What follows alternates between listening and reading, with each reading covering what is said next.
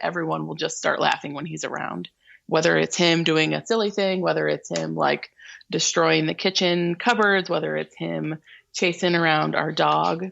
We're constantly able to laugh, which is something that, not that we didn't do before, but we definitely use it as an ability to get through when stuff is hard, or when stuff is not going the way that you want it to, or when his seizures interrupt what we had planned.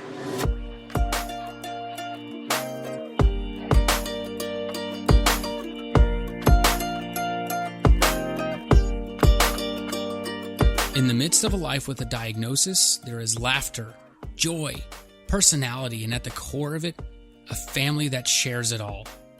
My name is Seth Carnell, and this is the Go Shout Love podcast.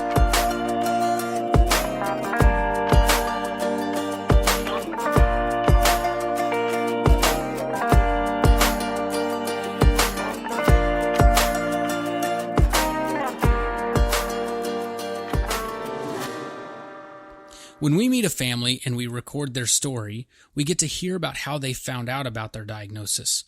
All of these journeys range in length of discovery, extent of difficulty, how far they have to travel, and even simply when they found out, before delivery or after, right after, or a year or more. There's a lot of differences. What is always the same, however, is the love in their voice and the dedication to their kids. These parents, of course, will do anything for their children, but beyond that, they get to see and experience and live out the joy within their child. Today's interview involves a medical journey with many twists and turns leading to where they are at now. We are talking to Matt and Liz, who are the parents to Teddy. Teddy has duplication on the 15th chromosome, or better known as Dup15q. You will hear an incredible story from two incredible parents with personalities that you will easily get attached to. One aspect of their story that I find valuable to someone who may be going through something similar is how they noticed and reacted to Teddy's missed milestones. This is part 1 of 2 episodes with Matt and Liz. We recorded this virtually over Skype, which is how we were able to meet the families this month. As I mentioned in the last episode, the decision to feature these families virtually instead of meeting them in person is surrounded by how important it is that we keep the safety and wellness of these kiddos as a top priority. COVID-19 has had an effect on many ways people and businesses function. Go Shout Love is no different. And so while the month looks a bit different than usual and our podcast episodes are not quite as clear, we believe good work, like what we seek to do for families we feature, is exactly what the world needs right now. With that being said, let's get to know Matt and Liz and little Teddy.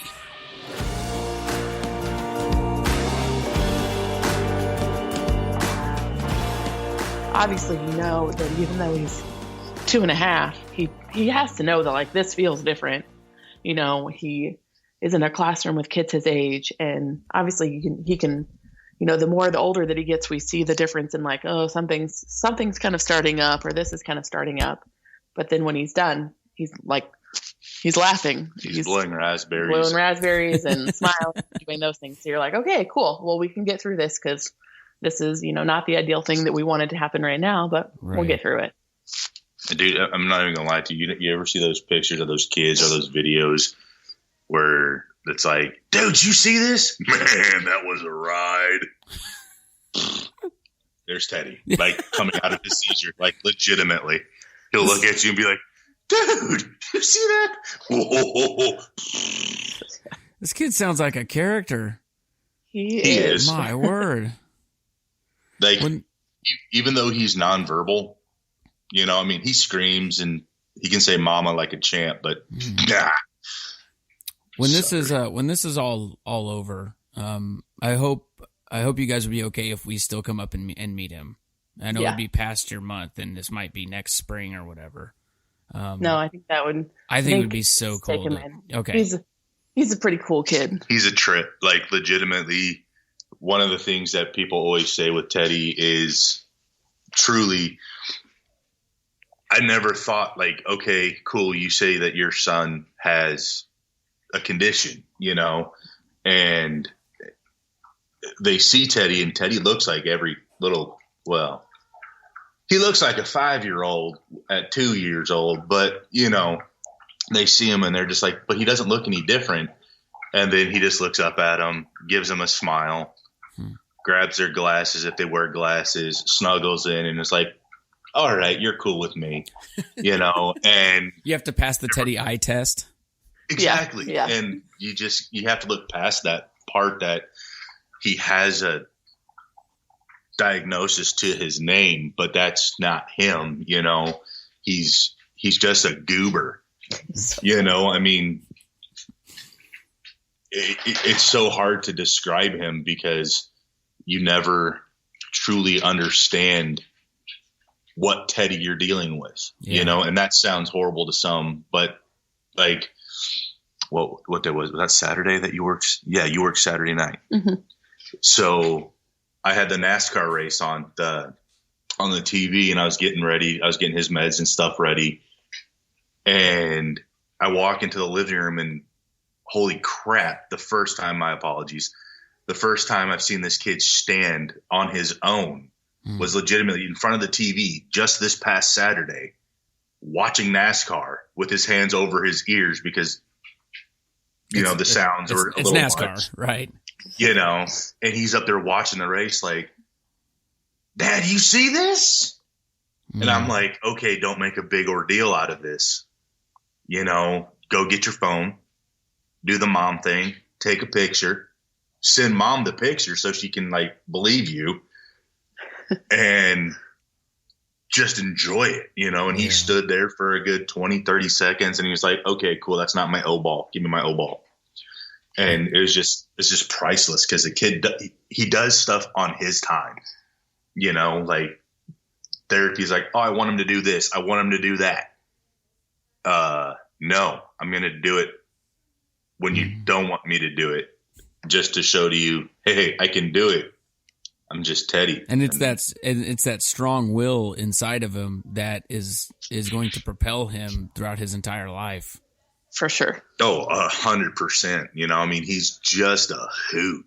Typically, we get to those milestones at therapy, and it's like he starts doing something, and we're all like, ah, we just can't even. We don't even. No one even talks about it.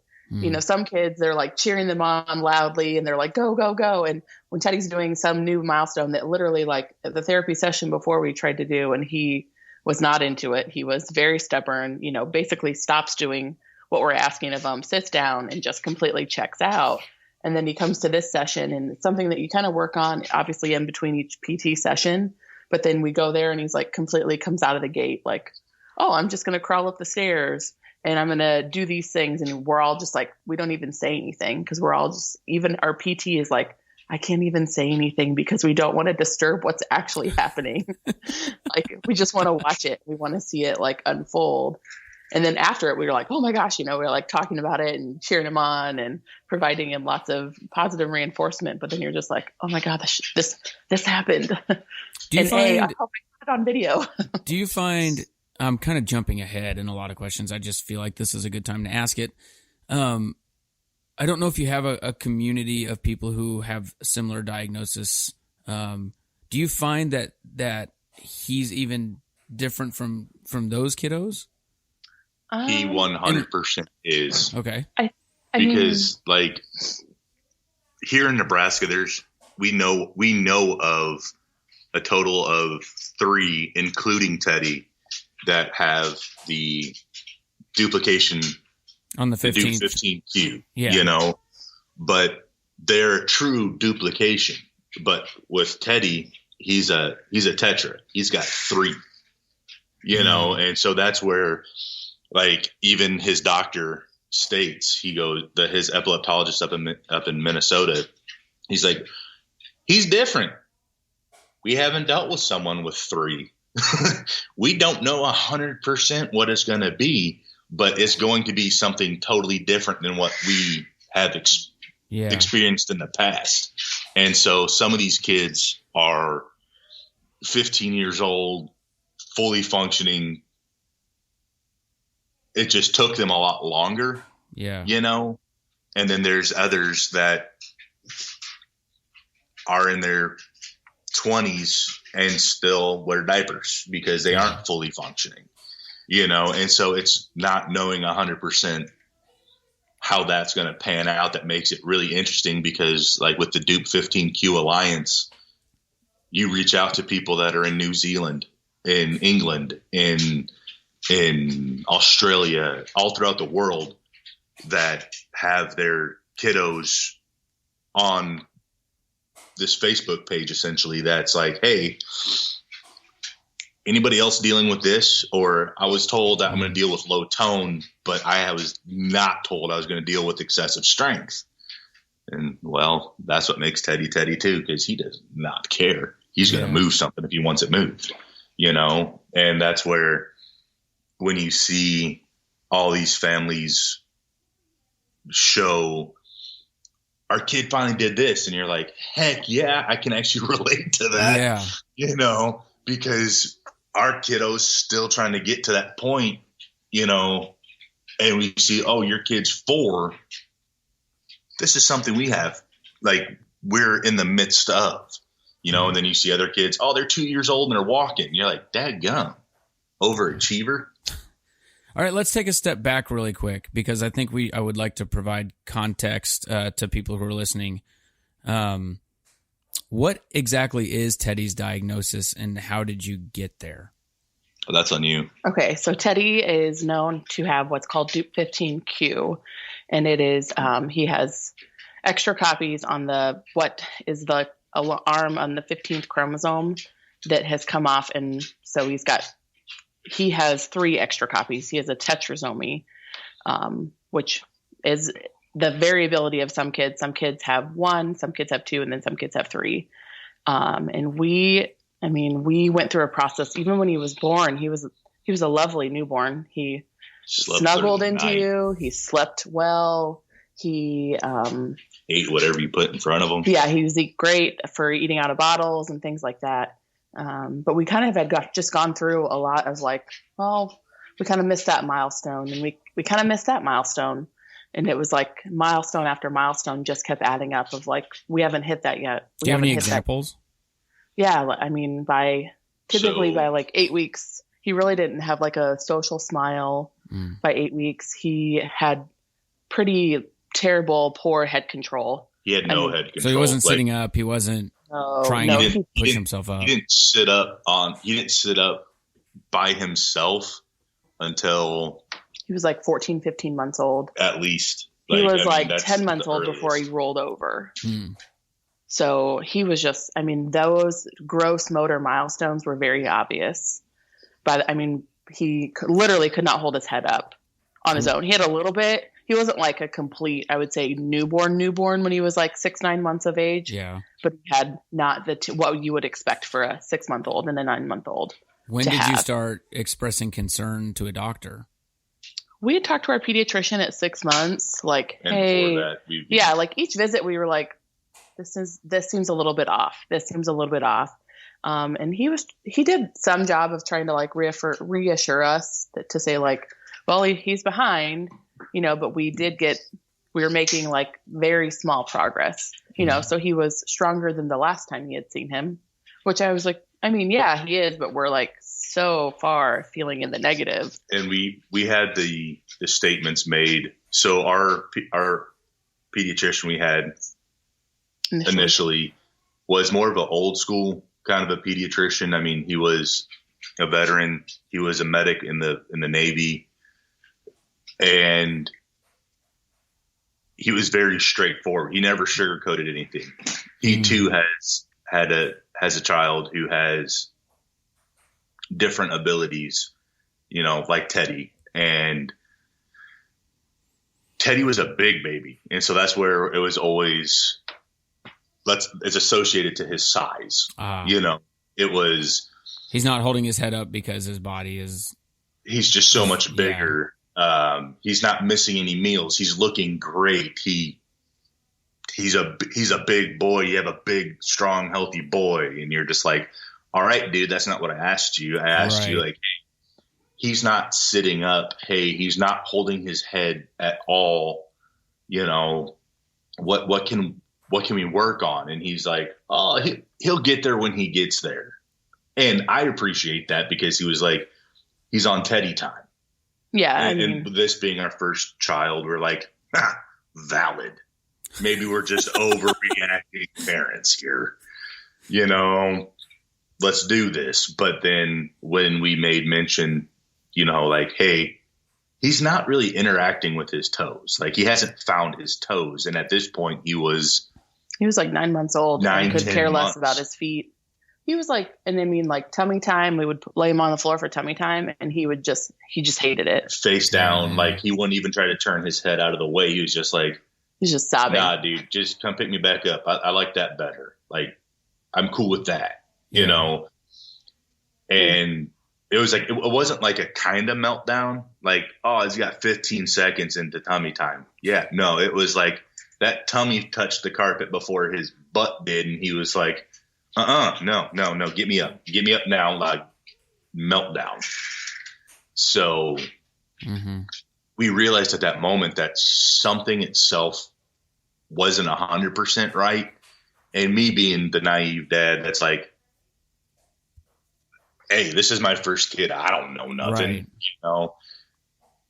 was like, he'll get there when he gets there, because that's what everyone always says. And then my wife, being a medical background individual, she didn't accept the diagnosis of, he's developmentally delayed. Yeah. Well, and Liz, you're what, a neonatal nurse practitioner, right? Yeah. So I was like, okay, I take care of the babies, and he's obviously like our kids in the NICU. Obviously, some of them are born early, and some of them are really sick when they're born. And so you're like, okay, they all have a fair set of just challenges getting back on track for their corrected gestational age. But we the whole time were like, something is just not normal here. Which we're like, obviously he's behind, and we talk with the pediatrician and talk, and he's like, but he's making progress. And we're like, yeah, he is making progress. Things are getting easier. And, in the process, he had like ear infections that started. He needed a hernia surgery. He needed tube surgery. We were just like, okay, something's not right. Now, were there any signs early pregnancy? You think back on it, and probably, so we had like an initial at like 8 weeks, we had had an ultrasound, and he had extra fluid on him, like around the baby. And we were like, okay. And I had deferred maternity MAT 21 testing, like literally 5 seconds before walking into the exam room. And then they start the ultrasound, and she's like, oh, well, there's extra fluid, so that can be concerning for a genetic diagnosis. And we're like, oh gosh. And she was like, well, you guys can come back to me in 2 weeks, or you can go across the hall to the maternal fetal medicine specialist. And we were like, there's no way we're going to be able to wait 2 weeks, like to get, to like wait 2 weeks, not have any information, and then come back and see you. We were like, no, like we'll go, when can they get us in across the street to just like take a look again and kind of see what's going on? And we got into them within like a week, and that ultrasound. Can you come in Thursday? Yeah, sure. Yeah. Sounds good. Yeah. And we got in with our physician there, Dr. Lovegren, and everything looked fine. He was like, the fluid looked better. And we did some non-invasive prenatal testing that had come back that they were like, everything looks fine. Come to think about it, he probably didn't move as much as like what you would expect for a normal pregnancy for a baby. He moved enough to like not be concerned. Yeah. In utero, he would like we passed our stress tests. We passed those things in a biophysical. He was breech, which probably meant that he didn't move enough to get in the right position. So we had to have, I had to have a cesarean section for his birth. And that was like, oh, okay, he's breech. He had like the typical breech little frog legs for a couple of weeks and things like that. But it was so interesting to like have those concerns in the beginning, and then have some testing that's like completely reassuring for like big markers, like trisomy 13, 18, 21, and any other things. And like his anatomy scan, obviously he has normal cardiac anatomy. He didn't have any other anomalous things. So essentially after he was born, there was no red flags until he wasn't meeting his milestones. Pretty much. Yeah. He was, now you think about it. And obviously even when he was like 6 weeks old, he just melted into you, and he still does. So he's big like snuggle buddy. Yeah. Like he's 100%. He's a snuggle bug to like the nth degree, man. Yeah. And he was, I know it's cheesy, but do you call him like your teddy bear sort of thing? Yeah. Okay. Just making sure. Yeah. Well, I mean, it's always kind of fun. Like his name, a lot of people are just like, so you go by like Theodore. I'm like, oh, if he's not listening, we'll bust out the full name. But like on a daily basis, we call him our teddy bear, our Teddy Graham, He's got a lot of nicknames. It's a great name. Great name for a kid like that. I mean, I'm just waiting until he's like perfectly able to walk in his walker for Halloween and dress him up as Teddy Roosevelt and just give him a big stick. We'll like just walk up and he's just like, bop, like bam, bam, just bop him with the stick. And I'll be like, I bet nobody's going to question what the heck you're dressed up as. Now, you mentioned he also had quite a few ear infections. He did. What role did that play in his medical journey? Well, I think he spent so much time because he had such low tone that he spent a ton of time. I mean, Teddy's perfect position to hang out and play is to chill on his back and just chill. Mm-hmm. If he could get that opportunity all the time, that's what he would be down for. So I think a lot of his initial ear infections were just from his inability to move around, to be mobile. He spent so much time on his back in lots of places. And I have a long history of ear infection. Mm-hmm. So you're like, okay, what's going on? And we got our first set of tubes. And then within 5 months, that set of tubes had come out and we were like devastated, because we had gotten like no help for them for the respiratory season. Typically kids get that viral cold. And then for Teddy, it always settled in his ears. So he would just get some daycare cold because you play the game of daycare roulette. Like, why are you coughing? What does the nasal drainage mean? When did this start?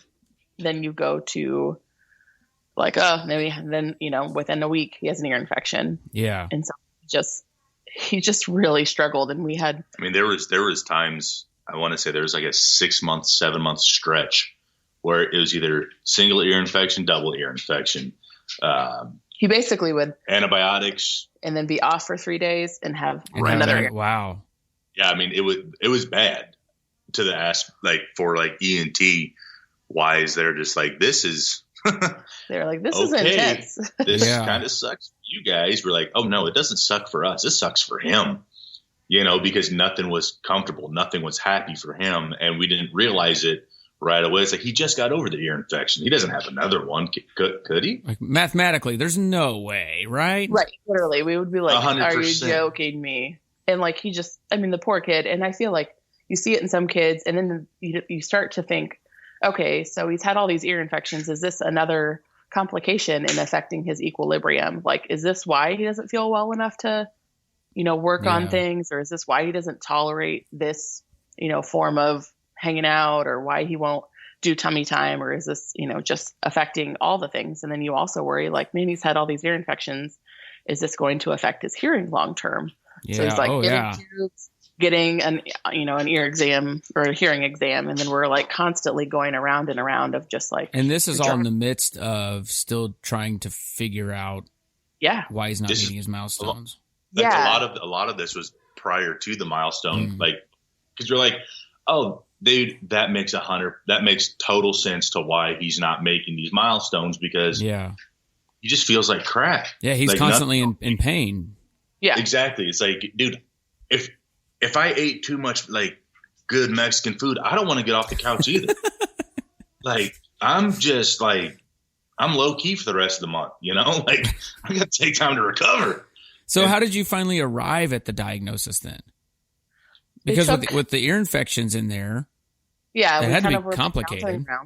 Yeah, it was bouncing around. Finally, we had gotten involved in some physical therapy. We got our first evaluation when he was about 11 months old after like waiting, trying to get in with a different place, and then going out to a private PT clinic, pediatric PT clinic. So we had gotten PT started, and then at his 12-month checkup, we were kind of blindsided. Our pediatrician was like, oh, well, have you seen a neurologist about this? And we were like, 4 months ago, we've been like hashing this out every appointment, but now, okay. Now you're tossing out a neurologist.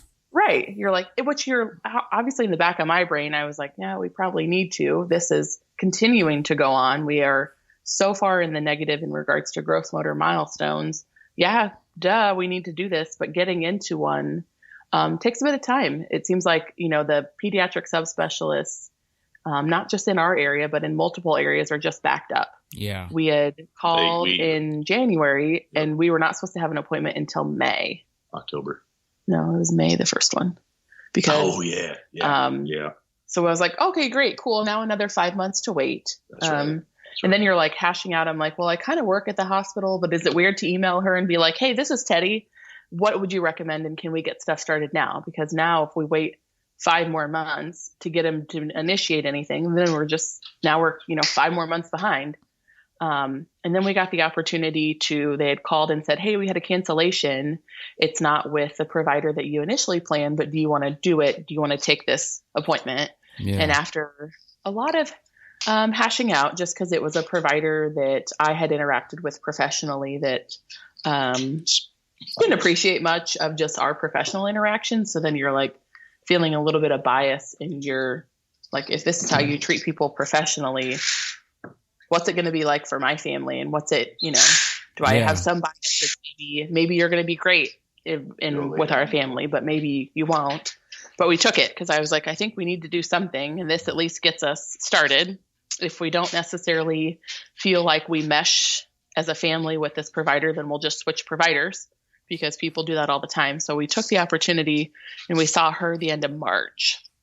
And she was, she was like, well, he obviously is behind with gross motor movement. And I was like, what do you guys do for testing? Do you do a muscle biopsy? We've been in PT and this is the progress we've made, but just where do we go from here? And she said, we just do genetic blood testing. Mm-hmm. And then she had ordered a brain MRI and then she ordered our genetic testing.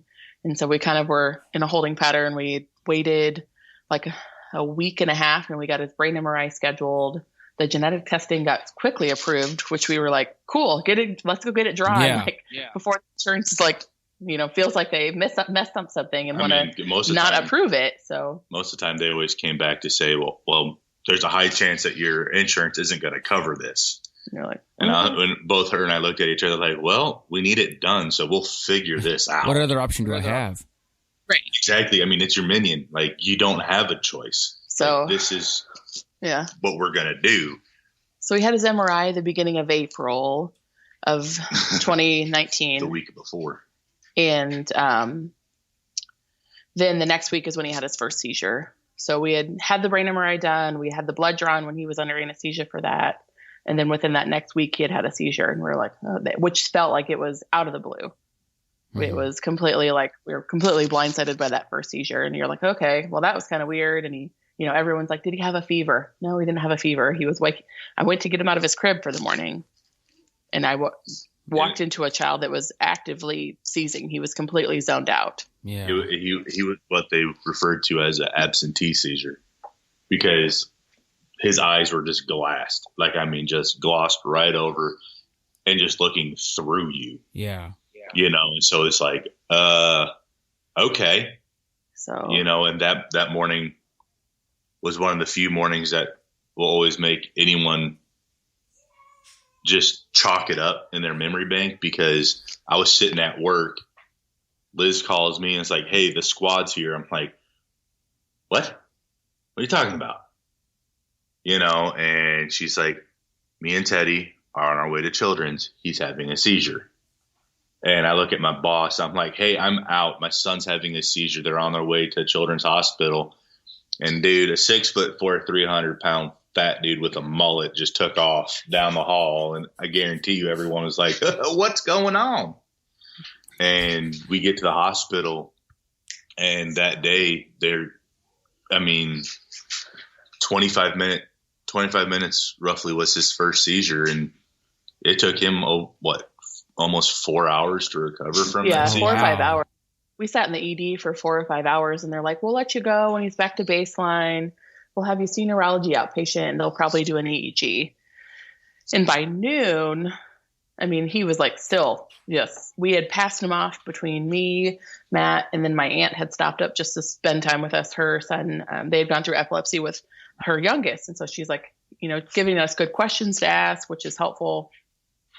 And by noon, the nurse practitioner would come in and she's like, he's still really sleepy. And we were like, yep. He's like, He's out. been put through the ringer for a few hours. I mean, come on. Yeah. Yeah. So then they kind of snuck us over into our little short stay area just to kind of get us out of the chaos of the emergency department and just let him kind of really recover and make sure that he was going to be kind of back to baseline to get us home versus like just get us out the door, which was nice. And so we had that one. That was when he did had the seizure kind of help narrow down the diagnosis? No, but it helped us. It kind of threw it into more of a cluster. Like yeah, we still were like, we don't really know what's going on.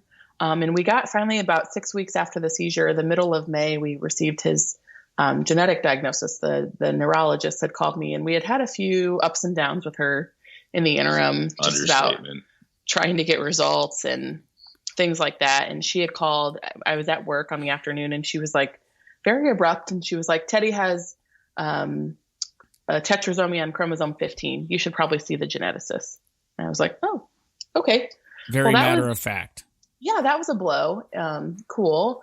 You can look in our chart, and I had actually, when we had seen the neurologist, I had called and gotten us a geneticist appointment because I was like, there's going to be something like this testing. And then we had made it for like 8-10 weeks after we drew the blood work. I was like, there's going to be something.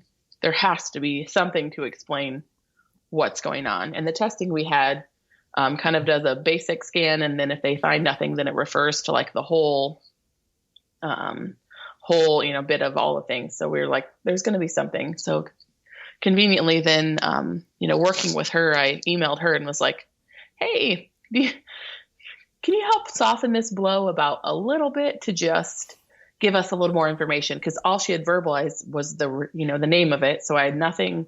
We had nothing. You're like trying to remember what you heard. Right.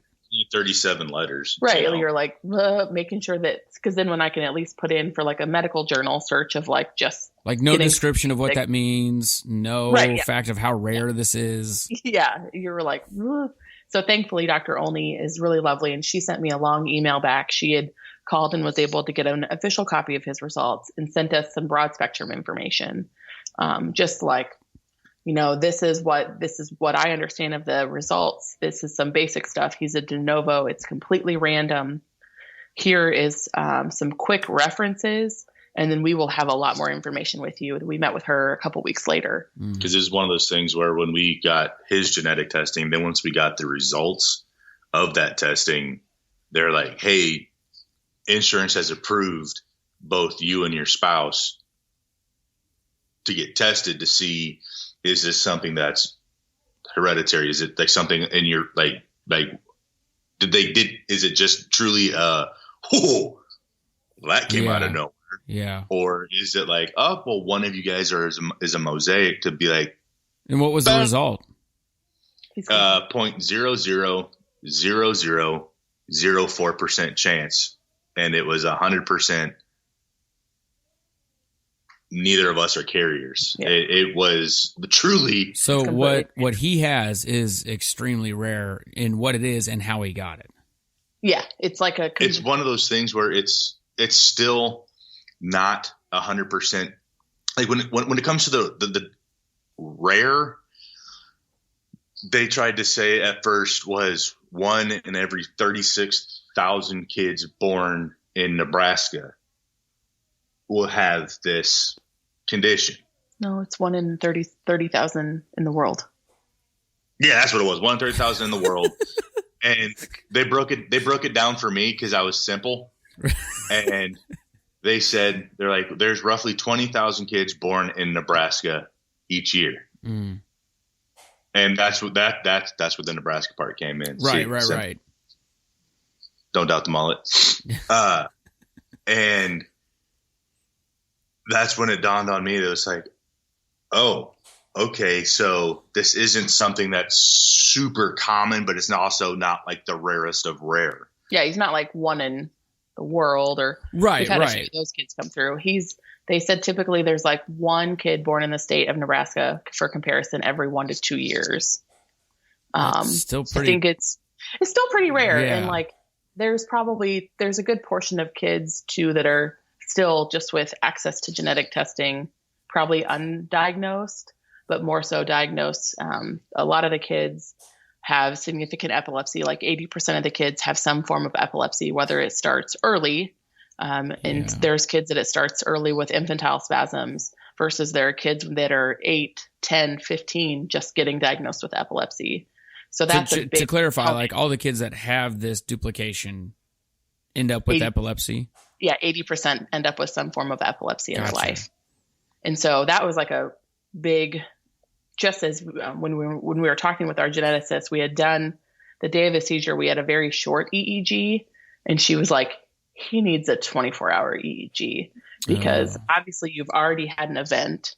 Mm-hmm. Whether some people are going to call it a seizure or not, she was like, Liz, you were there with him. He was completely out of it. Yeah. So something happened. This needs to be more managed and more more investigated further, just to be a good steward of, epilepsy management. The key in that is, the kids and with Dup15q, there's such a wide variety of kids that are affected with epilepsy and kids that are affected with gross motor and kids that are all placed on, a large portion of them are placed on the autism spectrum.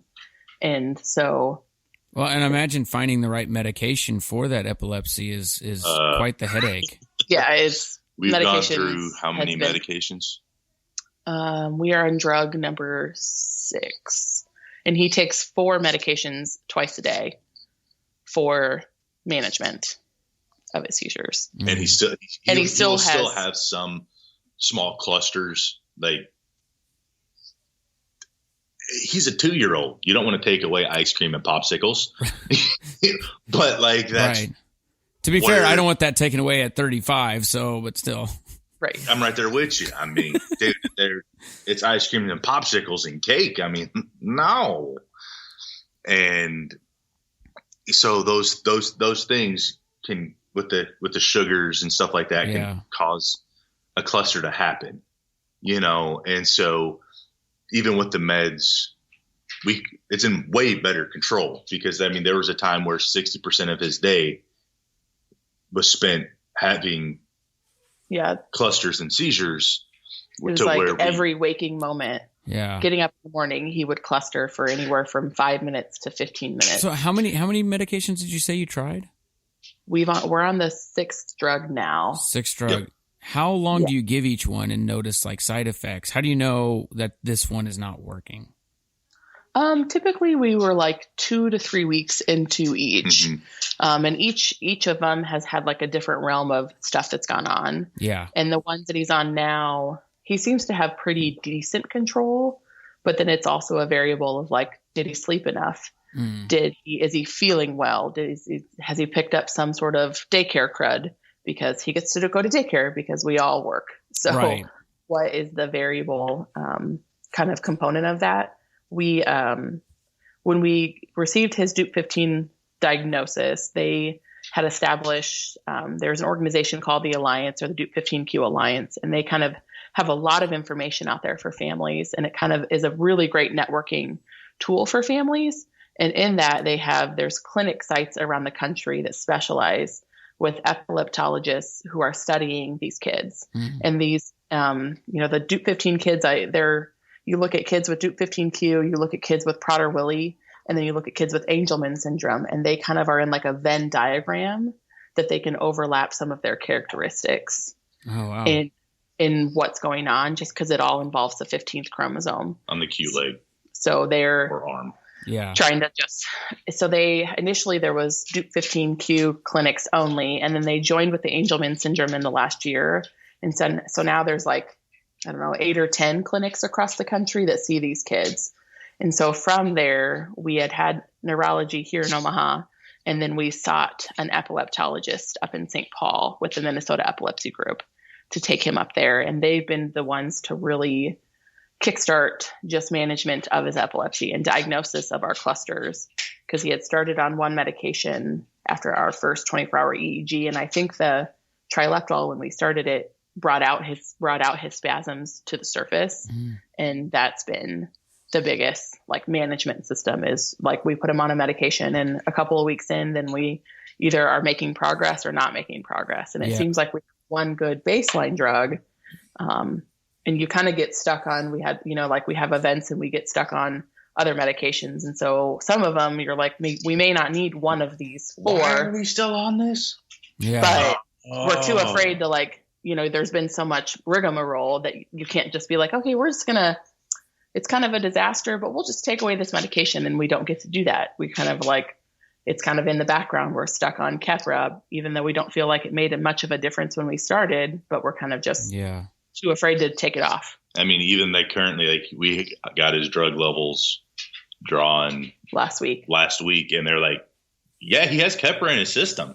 It's extremely low. Wow. You don't know, like it's not really doing nothing. But the thing is also, if we were to just like say, okay, let's wean him off that will could cause some other type of a different seizure to start, because you're taking that away, even though it didn't take anything away previously. Prior. It's still in his system. Exactly. And so his body's like, all right, cool. We got this. How can we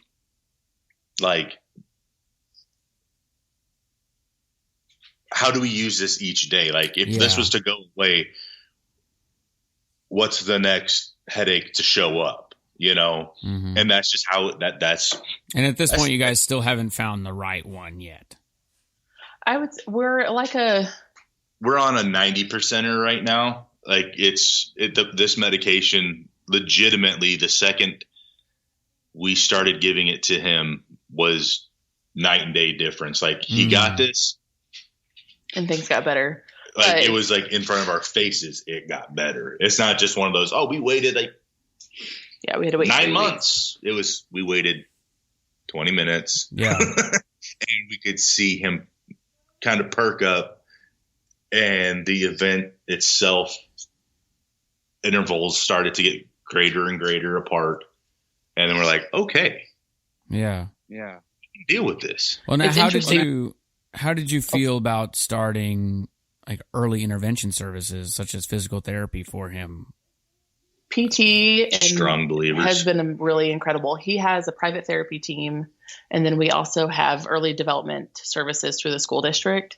And the combination has been so great. I mean, he's made so much progress in that opportunity. And like, obviously we make him do a lot of things at home, and we reiterate these skills, and we let him have free play, and his gross motor movement has made significant strides. Excellent. But the opportunity to like be in a pediatric PT clinic and have, specifically trained physical therapists that want to work with kids, because, some people that work in different healthcare fields are terrified to work with children, or they don't want to work with adults. And it's really nice to have a very specific pediatric team that's dedicated to him. And we've had a few different physical therapists through the same clinic. Mm-hmm.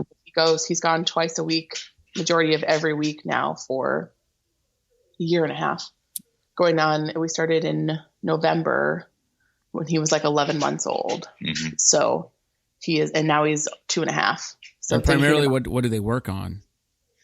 We do a lot of gross motor muscle development. The first 2 months we spent a lot of time actually just stretching. His muscles were so tight from just not putting them to work.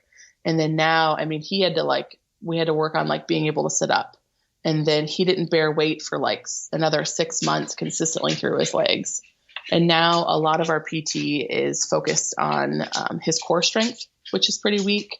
And then just his hips and his hip flexors, just thinking about all of those muscles, how they interpret into picking up your legs and taking a step forward. Yeah. And it seems like he has to do this motion 1,000 times versus typically developing children with no, barriers can do it twice or 3 times. And their body, their brain has figured it out, and their brain can send their messages and it works fine.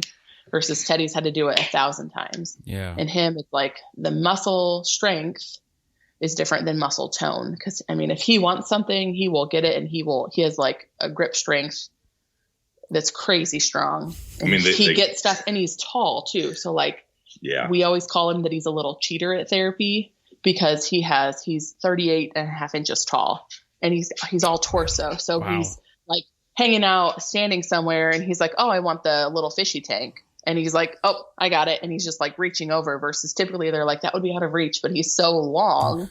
And then his grip strength is like, he just needs to get his fingers on it. And it is. And then it's game over. And it's game over. And he's like pride in his little hands. The funny thing is, like, when we say his grip strength, daycare had to actually make adjustments to the room, because all of the kids in his room are able to walk around and. Oh, sorry. Nah, I don't need a speaker. Look at that. I just jacked yours. But like, all the other kids are able to walk around. And so they have that ability that Teddy doesn't. Well, they don't have to think about grabbing a hold of something that has a little bit of weight to it, because the kid's grip strength isn't as great. Yeah. And they had to put little pegs up in front of baskets on shelves, because Teddy would be like, oh, I want that. Grab it, get it with a death grip, and just pull it. And didn't care. Like, there was teacher specific stated, we set Teddy down and we didn't lock his walker, and he walked over and pulled every basket off the shelves, dumping all the toys all over the ground. And then he sat down and played. Yeah, he's basically like a little toy hero to all of his little classmates, you know, when they had to like clean up all the kitchen stuff. And he's like, no, I'm going to get the kitchen stuff out again. You know, and I mean, sometimes good and sometimes bad. He'll pick toys up, and like when Teddy plays with stuff, it's over his head. Yeah. You know, it's not just like, I'm going to play on the ground and play with it down here. It's, I'm going to play with it up here. I'm going to play with it out here. I'm going to play with it over here in one hand. I'm going to play with it over here in the other hand. And it's just his strength. And what we always tell people is, he might not have the most muscle tone, but he has 10 times the strength that he has of tone. Yeah. And like, his grip strength, he's moved our TV on our TV stand. He's moved a fan because he didn't like it sitting there. It's super fun to just watch him. Well, I imagine the physical therapy and his strength are one of the reasons why he did just pull himself up and stand and watch NASCAR recently. Yeah. Well, I mean, like, the funny thing is like, most kids, like, they'll try to like stand up with their legs and push themselves with their legs. And Teddy's like, hang on, go all cliffhanger, you know, and grab a hold of the couch and pull himself up and then move his legs into alignment to where he can then press with it, where it's comfortable for him to press with his legs. And then he's up playing like, y'all see that? And then just do his thing. And you're just like, Bubba, that's awesome. But we need to work on that leg strength. Yeah. Well, and like just coordinating, it's taken him, I mean, 6 months ago when we would take steps in his walker, it's like trying to work with him to get the steps to be like straight. It's like foot placement on top of like, okay, so your hips have to work and your hip flexors have to work to pick your leg up. Your core is also working to like strengthen and stabilize your body. And then I want you to put your foot here so that you're not just like, I'm going to go grab something real quick. Spaghetti walking over your feet, because obviously that's not going to help you. You're not going to get very far if you're constantly stepping on your feet. Right. So, and like just the access to like having that, you know, we can do so much at home every day, but we also just want to be his parents, and we want to have free play, and we want to let him have free play, especially on the days that he goes to daycare all day. It's so structured that, you know, when we go to work all day and we come home, you kind of just want like your own time. Yeah. You don't want to always be like, okay, we're going to do this. And okay, I need you to do this for 10 seconds. And we're going to do this 3 times. He's like checked out. He's like, no, I don't, you know, like everybody kind of deserves their own opportunity to just like decompress. Thank you for listening. If you are new to Go Shout Love, we do amazing things for amazing families with kids on rare medical journeys. Each month, we shout love for families through the sale of creative apparel inspired by the kiddos that we feature. This month's Love Dives Deep design is inspired by Teddy from Omaha, Nebraska. Visit our website, goshout.love, to support Teddy through the purchase of a t-shirt, tumbler, tank, or other items, and every item sold in August will be used to help cover the cost of his safety sleep bed for Teddy. This month, we are featuring 2 kiddos from Nebraska. I think I said this last week, but I think it bears repeating as well. You know, we are very excited to feature and shout love for these kiddos, and I'm very, very proud of our community that even during the season that our country is in, people are still sharing these stories, wearing their shirts, and shouting loud for these families. Please Please, I implore you, keep it up. Let's not let this virtual limitation slow us down from remaining a strong community that shouts love for these kiddos. Let's keep supporting them, keep wearing our shirts, keep sharing stories, and let's go shout love.